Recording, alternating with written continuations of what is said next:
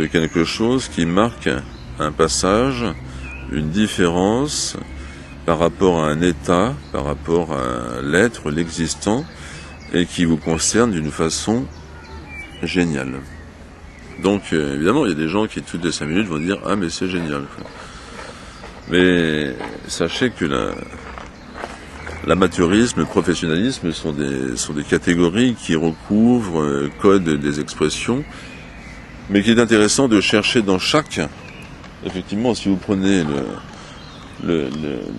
l'art primitif, il était considéré comme un amateurisme formel pour les associations savantes du formalisme classique européen, quoi.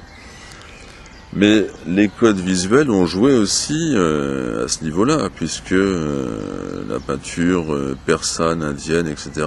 était très complexe dans l'agencement géométrique des formes. C'était des traits très géométriques, des espaces géométriques, des espaces de réception formelle géométrique, d'un mode optico-géométrique,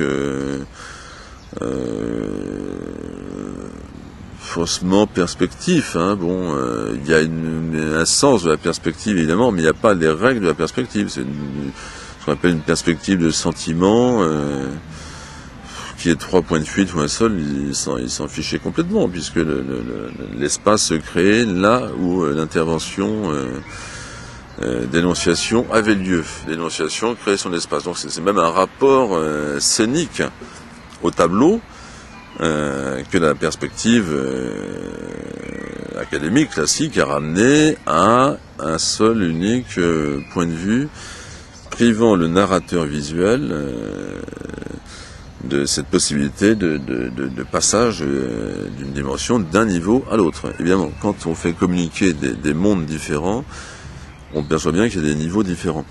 Maintenant, moi, ce qui m'intéresse dans les niveaux de vie que je peux percevoir dans ma journée, ce sont des choses tout simplement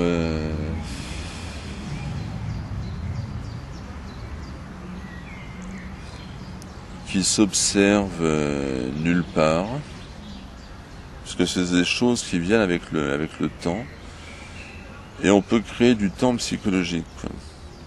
Et le temps qu'on crée psychologiquement, le temps psychologique qu'on crée, à ce moment-là, s'intercroiser,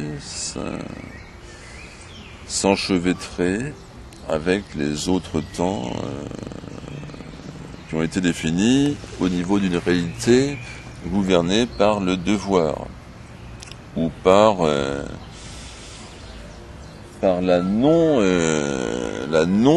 initialisation. Soit je m'auto-initie, ou soit je m'en remets, je remets mes satisfactions